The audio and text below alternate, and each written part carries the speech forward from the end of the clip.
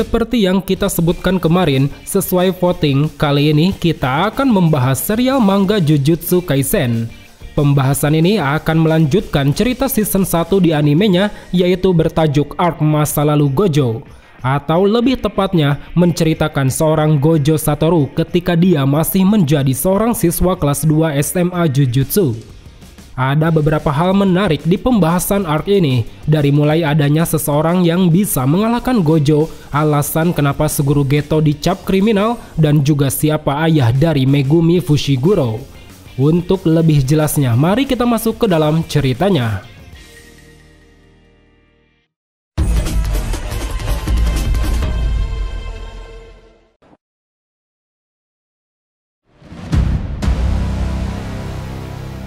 Di awal chapter kita diperlihatkan pada sebuah bangunan rumah besar di mana Mei Mei bersama Utahime tengah menjalankan misi untuk membasmi arwah kutukan. Dalam pengejarannya, mereka berdua tiba-tiba terjebak di dalam penghalang berupa lorong tak berujung.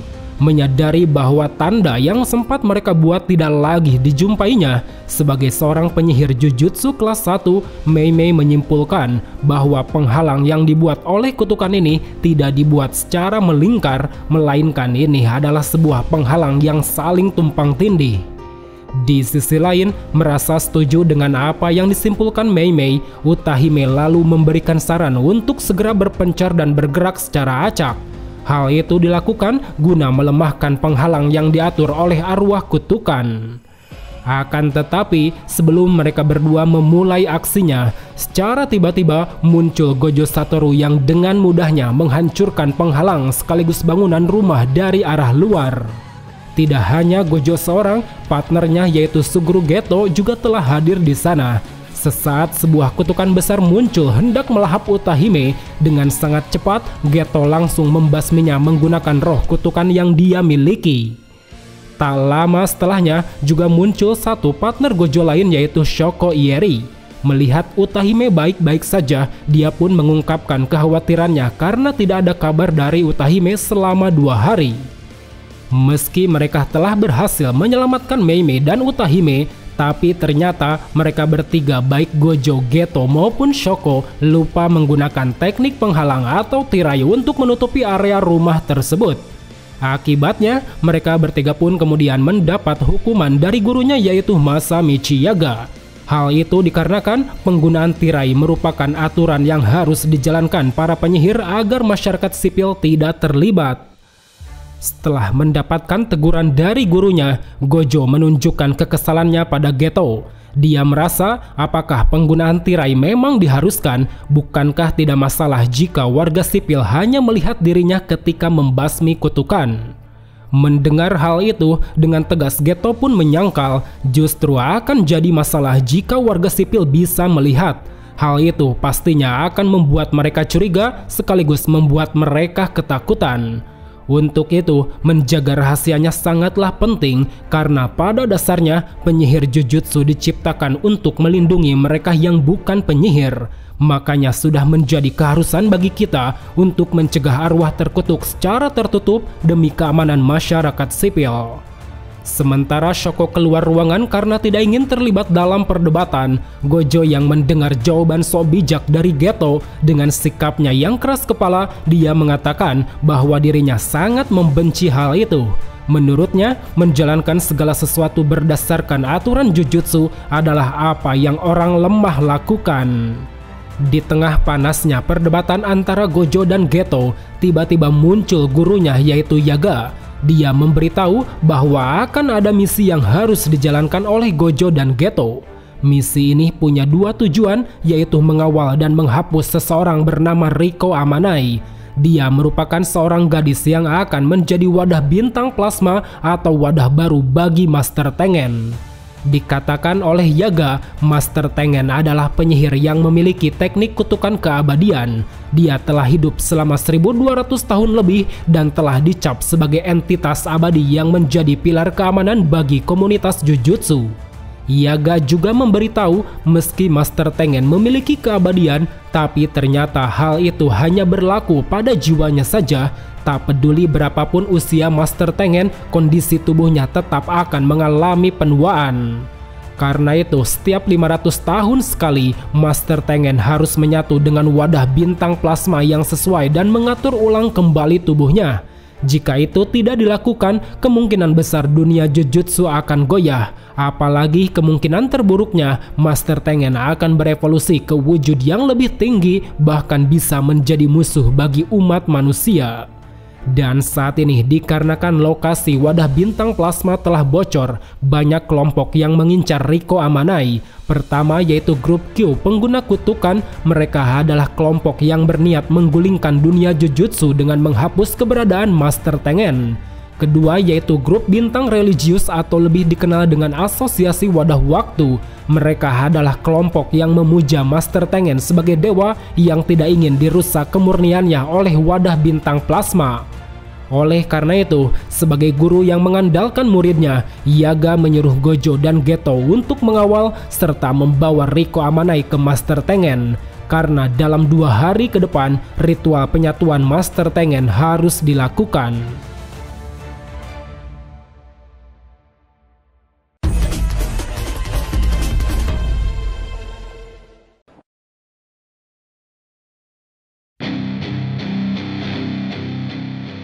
Dalam perjalanan menuju lokasi di mana wadah bintang plasma berada, saat itu dengan sikapnya yang sombong, Gojo menilai bahwa misi ini dianggap terlalu mudah. Dia merasa kita adalah yang paling kuat bila dibanding dengan grup Q atau grup Asosiasi Wadah Waktu yang bukan pengguna kutukan. Melihat keangkuhan yang ditunjukkan Gojo, secara spontan Geto menyuruhnya untuk tetap waspada. Karena bagaimanapun kita tidak akan pernah tahu jika nantinya dihadapkan pada orang yang lebih kuat. Di tengah keduanya saling melontarkan argumen, tiba-tiba terjadi sebuah ledakan dari atas gedung. Di sana terdapat Riko Amanai, sang wadah bintang plasma yang sedang terjatuh pingsan disebabkan oleh penyerangan grup Q. Melihat hal itu, dengan sangat cepat Geto lalu menangkap Riko Amanai menggunakan roh kutukan miliknya yang bisa terbang. Sementara dari bawah gedung, Gojo Satoru dihadapkan pada seorang tentara Q terkuat bernama Fire. Di sana, tanpa kesulitan sama sekali, Gojo nyatanya mampu menghajar habis tentara tersebut. Sedangkan Suguru Geto yang berhasil membawa Riko, dia juga telah melumat habis tentara Q lain bernama Kokun. Yang mana dengan ini membuat organisasi Q pun seketika langsung dibubarkan karena prajurit terkuat mereka telah dikalahkan. Sementara itu, di dalam markas Asosiasi Wadah Waktu, rupanya pihak mereka telah menyewa seseorang bernama Toji Fushiguro, seorang mantan anggota keluarga Zenin yang dikenal sebagai pembunuh penyihir. Mereka telah memberikan penawaran sejumlah uang pada Toji jika berhasil membunuh Riko dan menggagalkan proses penyatuan Master Tengen. Dalam rundingannya bersama seseorang dari pihak asosiasi bernama Shukong, Toji yang mengetahui kehebatan Gojo berencana untuk melibatkan pembunuh bayaran lain guna melemahkan Gojo. Dia lalu memulai aksinya dengan menyebarkan sayembara pada siapapun yang bisa membunuh Riko dalam tenggat waktu yang telah ditentukan. Rencana yang dilakukan oleh Toji ini terbilang sangat cerdik. Dia tahu Gojo adalah penyihir yang sangat kuat, makanya untuk bisa memberikan serangan fatal dibutuhkan orang-orang bodoh yang akan membuat Gojo terus mengaktifkan teknik limitless. Sehingga dengan begitu akan sangat menguntungkan baginya untuk bisa menghabisi Gojo dalam keadaan yang sudah melemah. Kembali pada keberadaan Gojo dan Geto, saat itu Gojo diperintahkan oleh gurunya untuk menuruti segala permintaan Riko Amanai. Hal ini bertujuan untuk memberikan kebahagiaan terakhir pada Riko yang sebentar lagi hidupnya akan direnggut. Dan saat itu, salah satu yang ingin dilakukan Riko adalah pergi ke sekolah, yang mana hal ini pun membuat Gojo, Geto beserta penjaga Riko yaitu Kuroi harus bersiaga di sekitaran sekolah. Pada saat mereka tengah bersiaga, Geto menyadari bahwa dua roh kutukan miliknya yang bertugas untuk mengawasi Riko telah dibunuh. Dengan cepat mereka bertiga pun langsung berpencar dan pergi menuju lokasi di mana Riko berada. Gojo menuju gereja sekolah, Kuroi pergi menuju ruang musik, sementara Geto berniat untuk menghadang para penyusup. Selang beberapa menit kemudian, Geto lalu dihadapkan pada seorang penyusup kakek tua. Dia adalah pembunuh bayaran yang ikut berpartisipasi dalam sayembara pembunuhan Riko Amanai. Menyadari bahwa penyusup yang dia lawan adalah pengguna teknik Shikigami, dengan sigap Geto langsung mengeluarkan roh kutukan berupa cacing besar yang memenuhi seisi lorong. Namun ternyata upaya Geto tersebut mampu diantisipasi oleh penyusup.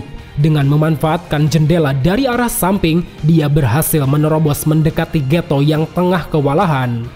Akan tetapi, meski dalam keadaan terpojok, secara mengejutkan lewat keterampilannya yang pandai dalam pertarungan tangan kosong, Geto berhasil mematahkan serta melumpuhkan penyusup tersebut. Dari sana, Geto pun akhirnya mengetahui bahwa para penyusup ini adalah orang-orang yang mengikuti sayembara di situs gelap pengguna kutukan. Dan kemungkinan besarnya ini adalah ulah dari kelompok asosiasi wadah waktu. Sementara itu di tempat Gojo berada, setelah melewati siswi-siswi yang super genit, Gojo Satoru kini telah berhasil membawa Riko kabur dari dalam gereja.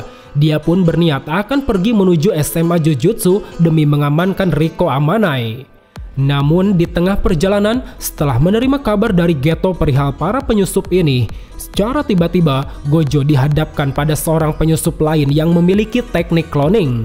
Seolah tak ingin membuang waktu lebih lama, lewat teknik limitless yang Gojo miliki, dia berhasil menghajar keempat cloning tanpa menyentuhnya sama sekali. Di sana Gojo menjelaskan bahwa ini adalah teknik yang mewujudkan infinity atau ketidakterbatasan. Apapun yang mendekatinya, semuanya akan melambat dan tak akan pernah bisa menyentuhnya. Dengan memperkuat ketidakterbatasan pada hal negatif, dirinya bahkan bisa menarik sesuatu layaknya medan magnet. Gojo mengakui bahwa tekniknya ini cukup merepotkan karena untuk memanipulasi energi kutukan secara akurat diperlukan kondisi tubuh yang selalu prima. Dan saat ini untuk menyempurnakan ketidakterbatasannya itu, di hadapan penyusup yang asli, Gojo lalu berniat untuk melakukan teknik kutukan pembalik bernama Red Glow. Namun sayang, saat itu Gojo rupanya tidak berhasil melepaskan tekniknya itu. Dia pun hanya memukul penyusup tersebut hingga sampai tersungkur ke tanah. Setelah berhasil menumbangkan penyusup melalui pesan di ponsel milik Riko, tiba-tiba dia dikejutkan pada sebuah pesan yang menunjukkan kondisi Kuroi tengah disekap. Melihat orang yang paling berjasa di hidupnya dalam bahaya, tentu membuat Riko pun langsung panik. Dia begitu khawatir pada kondisi Kuroi, orang yang selama ini telah merawat dirinya. Sungguh sangat di luar dugaan, misi yang awalnya sekedar menangkap dan membawa Riko Amanai kini malah berujung pada penyelamatan Kuroi. Gojo tahu membiarkan ini terjadi sama halnya merenggut kebahagiaan Riko. Untuk itu, demi menuntaskan tugas yang diberikan oleh gurunya, mau tidak mau Gojo pun harus menyelamatkan Misato Kuroi.